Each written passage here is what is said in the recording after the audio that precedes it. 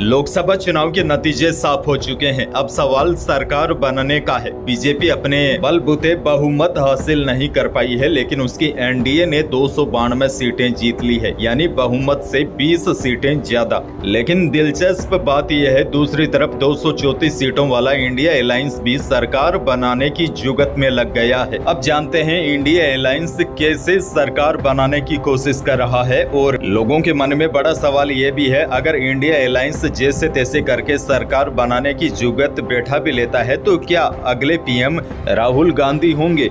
दरअसल असली लड़ाई तो यहीं से शुरू होती है। इंडिया अलायंस के कई नेता ऐसे हैं जो पीएम बनने का सपना देख रहे हैं, तो ऐसे में इंडिया अलायंस के नेता कोशिश भी नहीं करेंगे कि जैसे तैसे करके उनकी सरकार बन जाए। लेकिन देखिए, अभी उतना दूर जाना ही क्यों है। सबसे पहले आप इस बात को समझिए, लोकसभा में 543 सीटें हैं और सरकार बनाने के लिए कम से कम 272 सीटें होनी चाहिए। बीजेपी की अगुवाई वाले एनडीए गठबंधन को 292 सीटें मिल चुकी है, तो यहाँ पर एनडीए को बहुमत मिल चुका है। इसीलिए प्रधानमंत्री मोदी तीसरी बार सत्ता संभालेंगे। वहीं दूसरी ओर इंडिया गठबंधन की अब की बार भले ही सीटें ज्यादा आई है, लेकिन थोड़ी सी ज्यादा सीटें और आ जाती तो मामला फंस सकता था। अब देखिए, इंडी गठबंधन के पास 234 सीटें हैं। अगर जदयू एनडीए का साथ छोड़कर इंडिया अलायंस के साथ आ जाए, क्योंकि आपको पता होगा नीतीश कुमार कई बार इधर से उधर हो जाते हैं, तो उनके पास यानी कि जदयू के पास 12 सीटें हैं।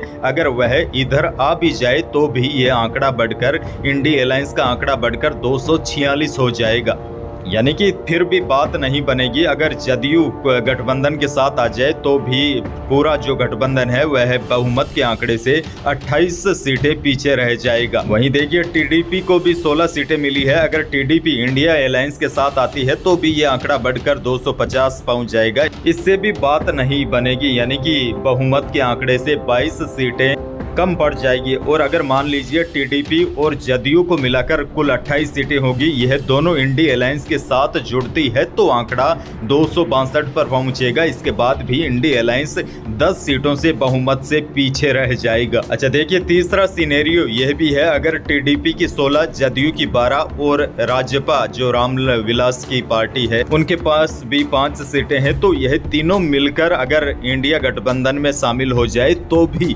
इंडिया गठबंधन बहुमत से 5 सीटें पीछे रह जाएगा। यानी कि इतनी अधिक सीटें लाने के बावजूद भी जो गठबंधन में सभी पार्टियां शामिल है वह बहुमत से काफी दूर है। तो इसीलिए जो राहुल गांधी का पीएम बनने का सपना है वह अब की बार तो पूरा होता दिख नहीं रहा है। इलेक्शन के नंबर से गेम साफ हो गया है कि तीसरी बार नरेंद्र मोदी ही प्रधानमंत्री बनने जा रहे हैं। यानी कि संवैधानिक रूप से देखा जाए तो इंडिया अलायंस से पीएम मोदी का पलड़ा अभी भी कई गुना भारी है।